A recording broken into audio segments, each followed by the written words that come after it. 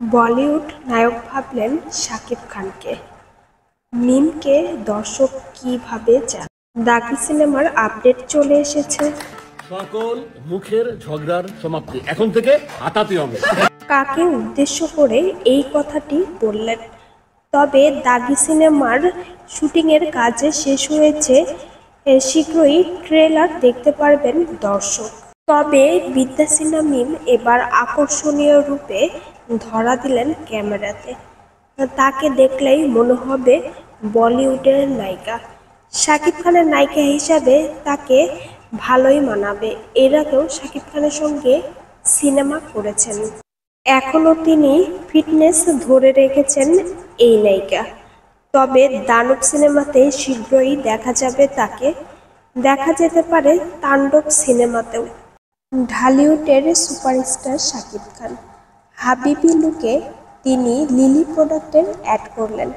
সেই সাবানটি হালাল হবে এমনটাই জানিয়েছেন তিনি। বর্তমানের আমাদের দেশের একমাত্র সুপারস্টার শাকিব খান। তিনি যখন বোম্বাইতে রাস্তায় শুটিংয়ের কাজে ব্যস্ত ছিলেন, তখন জাহিদকে অনেকেই জিজ্ঞাসা করেছেন এটা বলিউডের কোন স্টারের শুটিং হচ্ছে।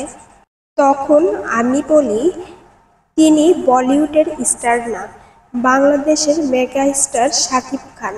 অনেকেই হাসি মুখে বলেছেন শাকিব ভাইয়ের গেটআপ লুক দেখে বলিউডের কোনো অংশে কম দেখাচ্ছে না, মনে হচ্ছে বলিউডের স্টার এবং কোনো অংশে কম নন। আমাদের সংসদ ভবনে যেমন মানিক মিয়া এভিনিউ এর রাস্তা আছে, তেমনি বড় বড় বোম্বাইতেও অনেক বড় রাস্তা আছে।